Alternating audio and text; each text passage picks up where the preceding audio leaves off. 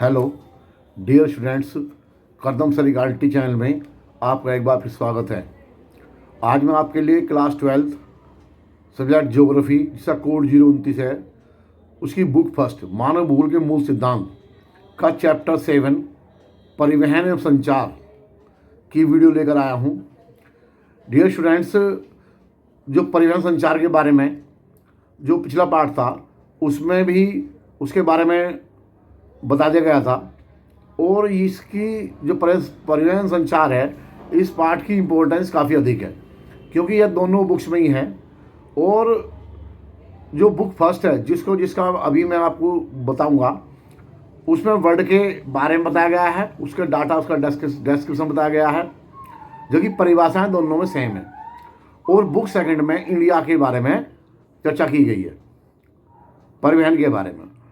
तो और ये चैप्टर जो है मैप के लिहाज से भी, जो हमारा सेक्शन ई है उसके लिहाज से भी इम्पोर्टेंट है, और सेक्शन बी जो सोर्स बेस है उसके लिए बहुत इंपॉर्टेंट है।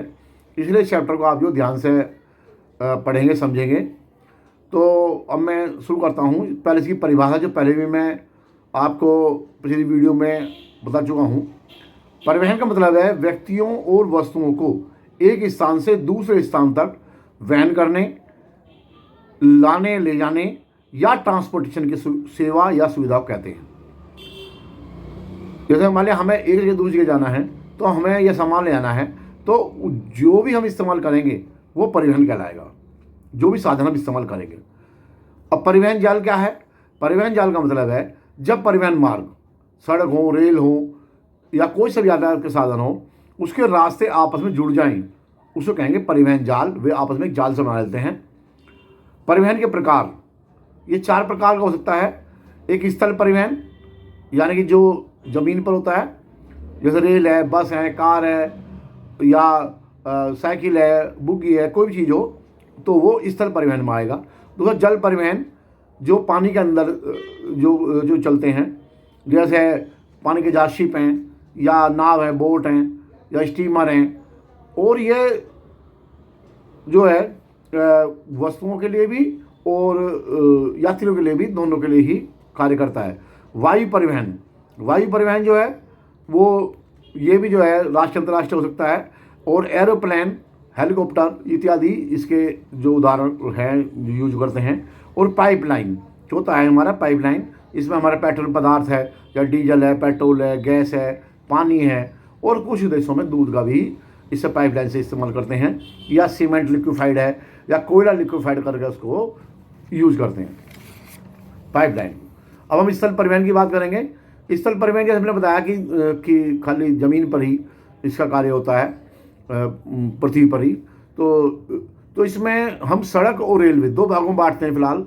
तो जो सड़क है वो उसको हम 3 भागों में बांट सकते हैं, जैसे राजमार्ग, सीमा सड़कें और अन्य सड़कें, अदर सड़कें, और एक है रेलवे, स्थल परिवहन का दूसरा भाग। तो पहले सड़क परिवहन की बात करते हैं। सड़क परिवहन के कुछ लाभ हैं और कुछ हानि है, लेकिन सड़कें हम सभी देखी हुई हैं, कच्ची या पक्की सड़क 2 प्रकार की हो सकती हैं। तो सड़क परिवहन में या सड़क में नंबर 1 अधिकांश वस्तुओं का परिवहन स्थल या सड़क द्वारा ही होता है। दूसरा, छोटी दूरियों के लिए सड़कों का प्रयोग बहुत ज़्यादा होता है और बहुत ज़्यादा फायदेमंद भी है, ये डोर टू डोर।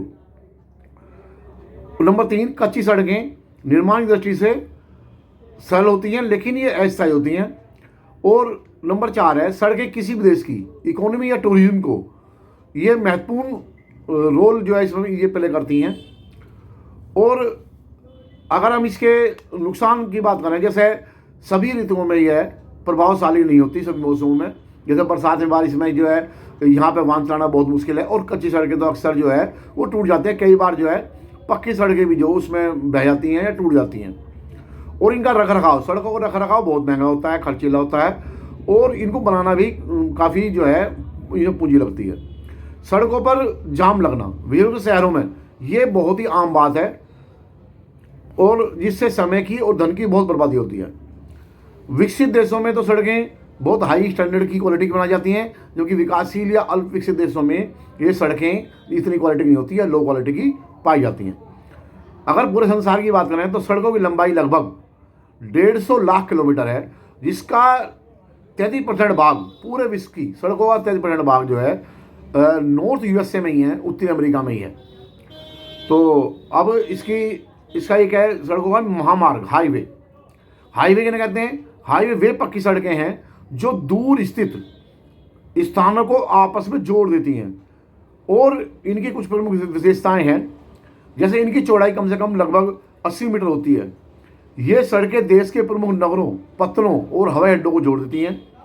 इन पर फ्लाईओवर ज़्यादातर पाए जाते हैं, बनते हैं, और इन पर रेड लाइट भी नहीं होती, और इन पर स्पीडली गाड़ी दौड़ती हैं, स्पीडली बहुत तेज इसमें वाहन चलते हैं।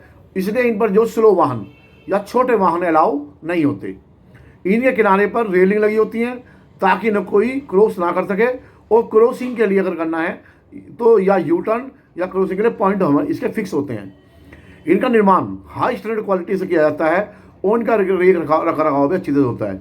ज़्यादातर जो हाईवे हैं, हाईवे पर टोल टैक्स पीपी मॉडल के तहत होते हैं, और इनके रखरखाव की जिम्मेदारी उनकी होती है, जिसका कुछ पे जो है उनको, जो उस पे सड़क पर चल रहे हैं उनको पे करना होता है। ज़्यादातर जो महामार्ग हैं वो अमेरिका में ज़्यादा हैं। सड़कों महामार्गों का विश्व वितरण अमेरिका में, पहला हम अमेरिका की बात करते हैं। जैसे घनत्व, इसका जो घनत्व है सड़कों का अमेरिका में काफ़ी उच्च है, 0.65 किलोमीटर प्रति वर्ग किलोमीटर है। प्रत्येक स्थान यानी कोई भी स्थान जो है हाईवे से 20 किलोमीटर से ज़्यादा दूर नहीं है। जैसे अब इसके एग्जाम्पल है अमेरिका के, जैसे पश्चिमी प्रशांत महासागर तट के जो नगर हैं वे पूर्वी अटलांटिक महासागर तट के नगर को हाईवे जोड़ रहा है।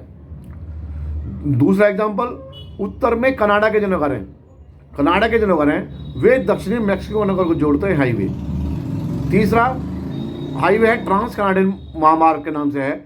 इसमें पश्चिमी तट पर ब्रिटिश कोलंबिया प्रांत का वैंकूवर और पूर्वी तट पर स्थित न्यू फाउंडलैंड प्रांत का नगर सेंट जोन, ये ट्रांस कनाडियन महामार्ग से जुड़ा हुआ है। अलास्का राज महामार्ग में एडमंटन जो कनाडा में है, और अलास्का में जो एंकरेज जो शहर है, ये दोनों अलास्का राजमार्ग से जुड़े हुए हैं।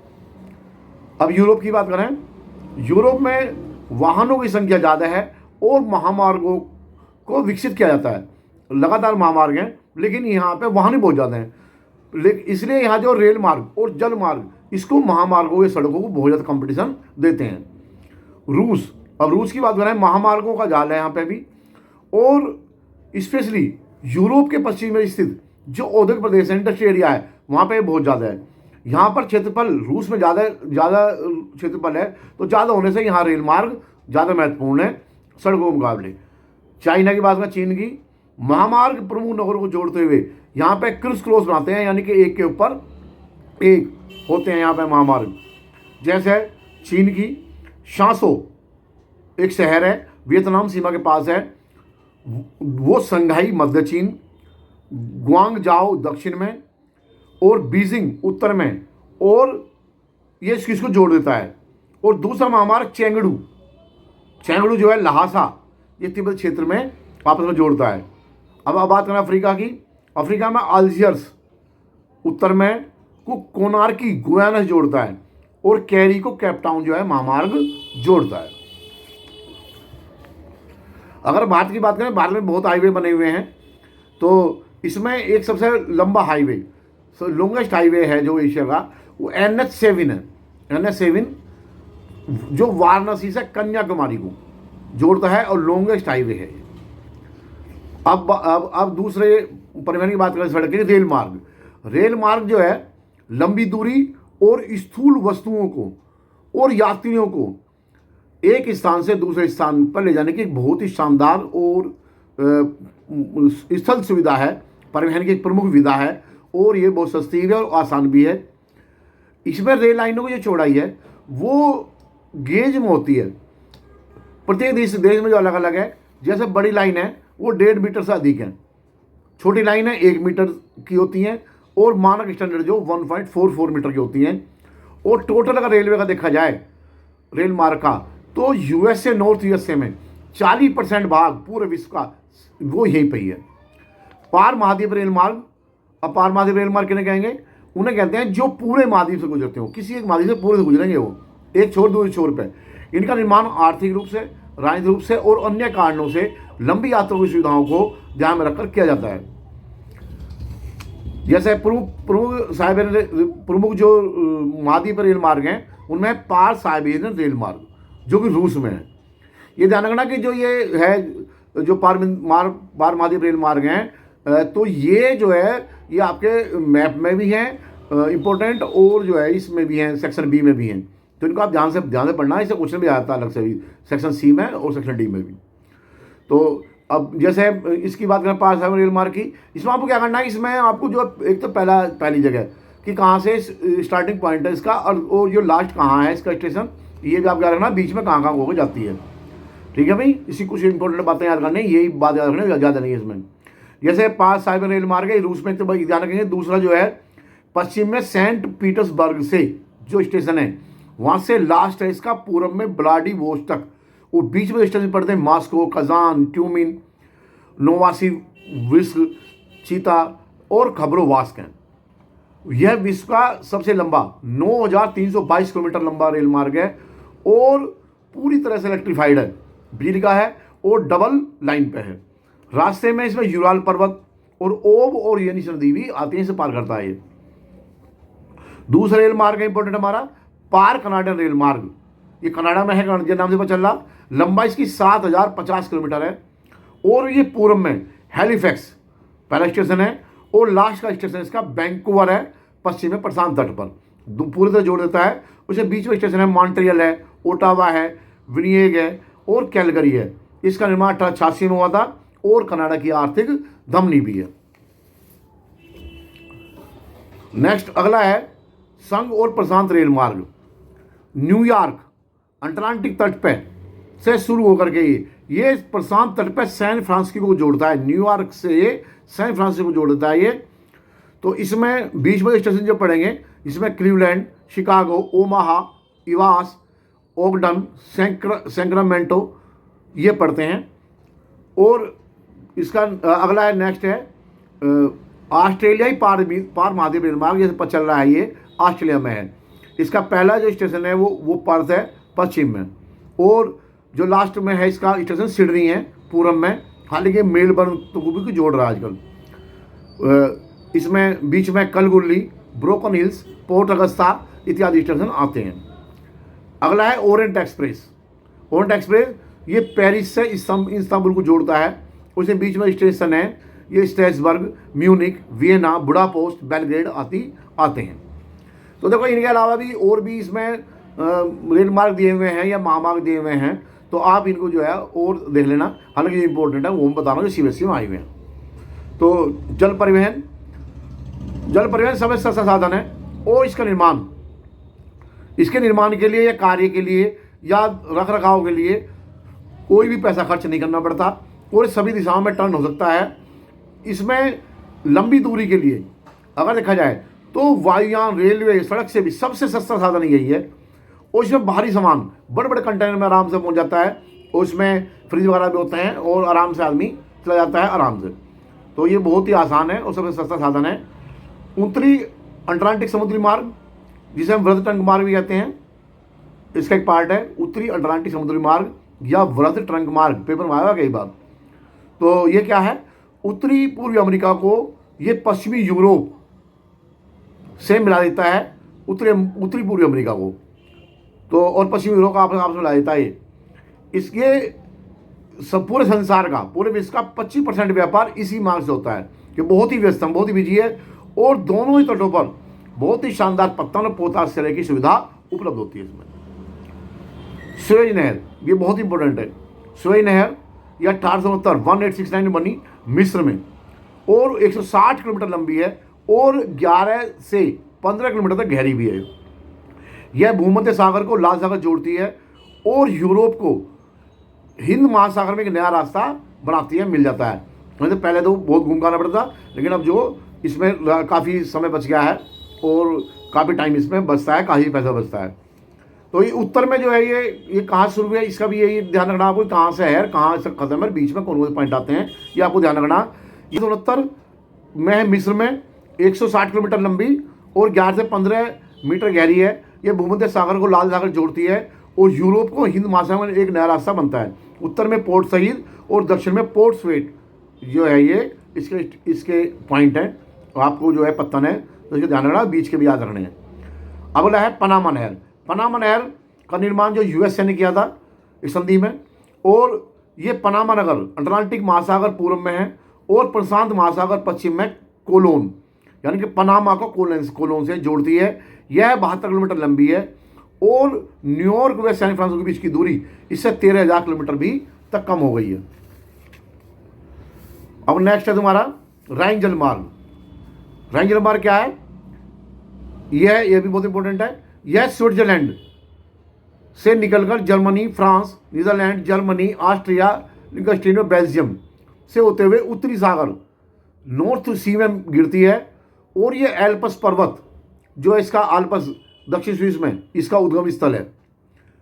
यानी कि यह एल्पस से निकलकर जो स्विट्जरलैंड में है, एल्पस दक्षिण स्विस में, यहाँ से निकलकर उत्तरी सागर में गिरती है। यूरोप का महत्वपूर्ण जलमार्ग है और औद्योगिक परिवहन भी है। 20,000 से अधिक जलयान इस मार्ग से जाते हैं और रूर नदी पूर्व में इस मार्ग में मिलती है और डसलडोर्फ राइन पर एक महत्वपूर्ण पत्तन है। अब बात करते हैं वायु परिवहन की। वायु परिवहन सबसे तेज चलने वाला, बहुत तीव्रगामी, खर्चीला, महंगा और लंबी दूर यात्रा के लिए बहुत ही बढ़िया और दुर्गम क्षेत्रों में जाने के लिए बहुत ही कामयाब है ये। और लेकिन थोड़ा महंगा है, बहुत ही, थोड़ा नहीं बल्कि बहुत ही महंगा है। लेकिन अगर जल्दी जाना हो तो इससे आसान कोई रास्ता नहीं है और किसी भी जगह पहुंच सकता है। और जो सैन्य है, जो सैनिक वाला मामला है, उसमें तो बहुत ही ज़्यादा कामयाब है। वर्तमान में ऑल ओवर वर्ल्ड, पूरे संसार में आप कहीं से कहीं चले जाओ, 35 घंटे से ज़्यादा दूर कोई भी संसार का शहर नहीं है, जगह नहीं है। सुपरसोनिक विमान तो जो लंदन से न्यूयॉर्क तक जाने में केवल 3.5 घंटे में पूरी दूरी तय कर देते हैं। और पूरे वायु परिवहन का 60% भाग नॉर्थ यूएस से इस्तेमाल करता है। अब आप देख लो कितनी पावर नॉर्थ यूएसए में है। अब इसका नेक्स्ट है हमारा पाइपलाइन।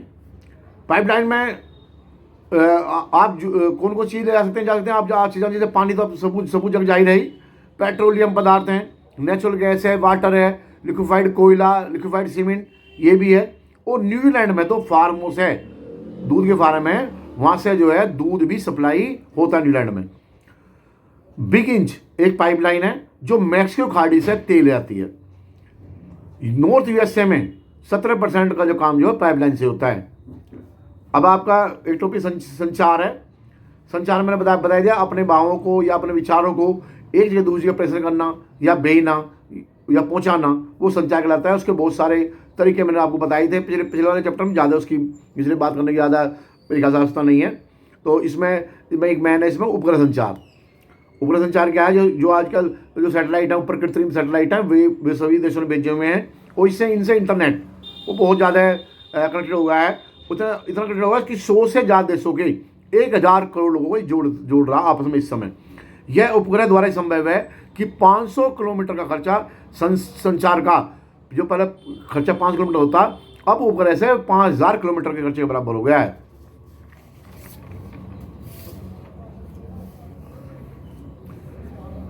अब इंडिया जो है उपग्रह क्षेत्र में कहाँ पे है? ये जैसे हमने पहला जो उपग्रह ये सैटेलाइट छोटा वो आर्यभट्ट था। आर्यभट्ट ये नाम याद रखना, एक नंबर में आता है कि 19 अप्रैल 1979 को आर्यभट्ट हमने छोड़ा था।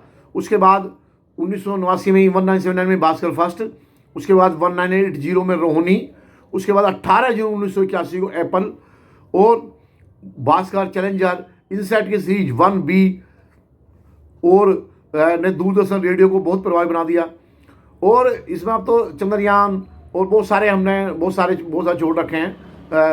बहुत सारे हमारे सैटेलाइट जो है ऊपर हैं और जो हमें मौसम की या खनिज की या संदेश भेजने के लिए या सैनिक कार्यों के लिए बहुत ज़्यादा कार्य कर रहे हैं। पूरी दुनिया में कर रहे हैं, हमारे देशों में कर रहे हैं। और सबसे ज़्यादा फायदा इसका मौसम की सटीक जानकारी इससे मिलती है। जो टीवी के प्रोग्राम है, इंटरनेट है, सारा काम अभी इससे ही हो रहा है।